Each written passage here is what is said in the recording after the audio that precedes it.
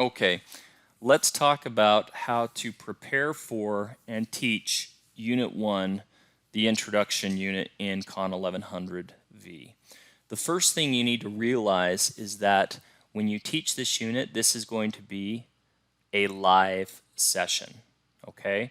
So before the first day of class, when you actually teach this unit, you need to prepare for this live session by doing a few things. We've got to tailor the slides a little bit. There's just one slide that we have to tailor, and we have to prepare for presenting the pre-course assignment, those slides that the students turned in for their pre-course assignment. So let's show you how to do this. The first thing I'm going to do is in the ISP is I'm going to download a copy of the Unit 1 introduction slides. So here I go. I'm going to open these up. Now remember, this is the template. We cannot edit the template file. So what I'm going to do is I'm going to download a separate copy of this. And the easiest way to do that is to click Save As right here. And I'm going to say Download a Copy. And in the lower left-hand corner down here, that'll start the download. I'm just going to say Open this when I'm done. Okay. Yes, it's very important that we do not change anything in the template file, but furthermore, these have been marked as final, and so you really can't edit these unless you go to a lot of work to try. All right, but you just need to download your own copy of the template file to your own computer, and I'm doing that right now. Okay, and it's just bringing that up, and as soon as it brings it up, I'll drag it over here to the shareable screen so you can see it. Okay, here it is. Okay, so I'm going to click Enable Editing,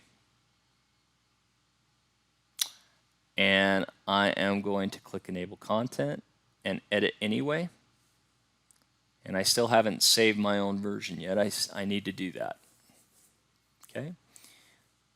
Okay, so here's the downloaded file. So I'm going to save as, and I'm going to call this version the section of the class I'm teaching. And so I'm going to use the default title, but in parentheses I'm going to put 950 because that is the section of the class I'm doing.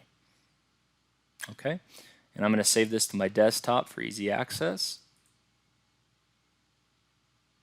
And once I do that, I'm good. I've got my own version of the slides now, and I can tailor these really however I want to for my own purposes to teach the course. Okay, now quickly I want to run through the slides just very quick to give you an idea of what these slides do and how they work.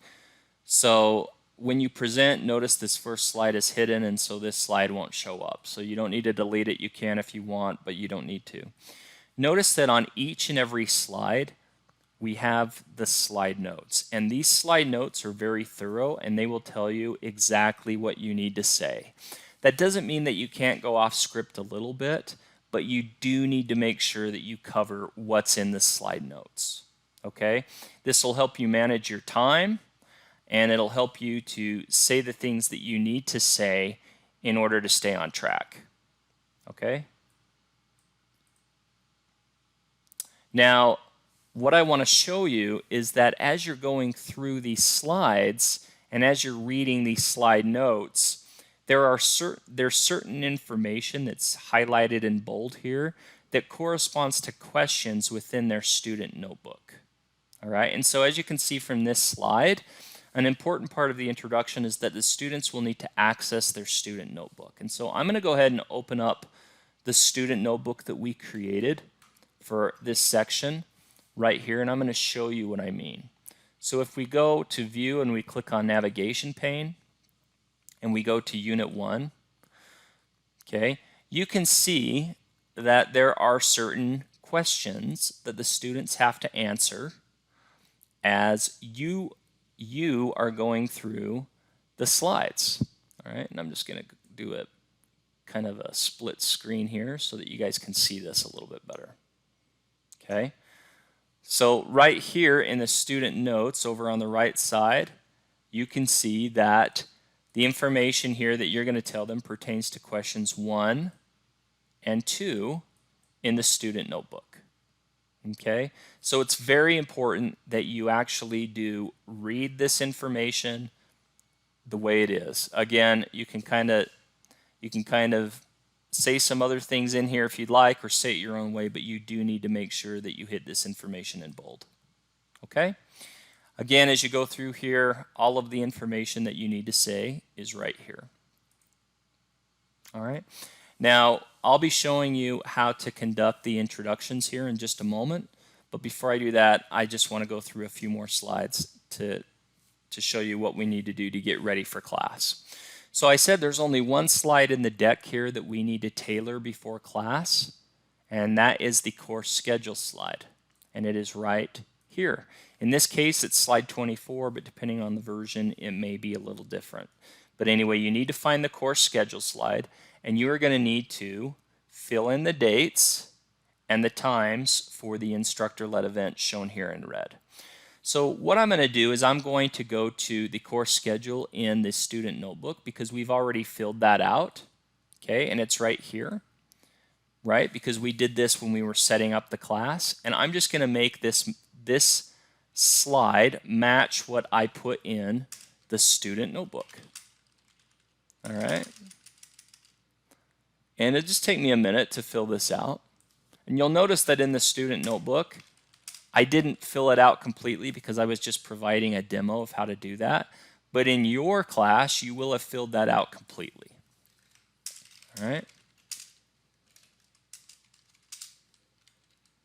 Make sure I put the time zone in there. That's very, very important. Okay.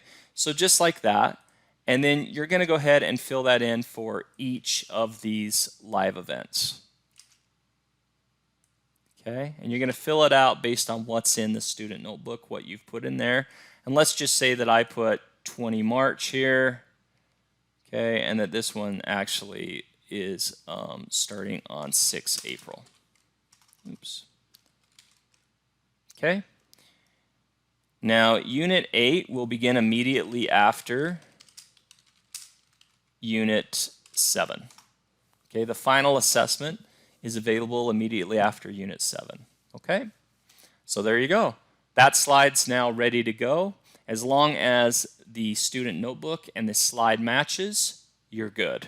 Okay, because the students will have the course schedule in the student notebook, but they will also have it in the slide they will also have it when you brief it to them in the introductory live session. Okay. Now, as you continue to go through this information, again, a lot of this information pertains to questions in Unit 1. Okay, so you can see that this one pertains to question 20. Okay, so as you're briefing the students, they're going through and they're filling out the questions in the student notebook.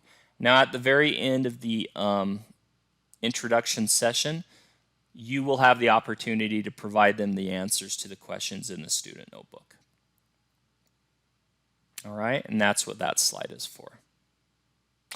Another important aspect of Unit 1 is that you will be providing them a quick snapshot or a quick introduction into how to get started with Unit 2. And you need to kind of give them a nice handoff because Unit 2 is completely individual, self-paced.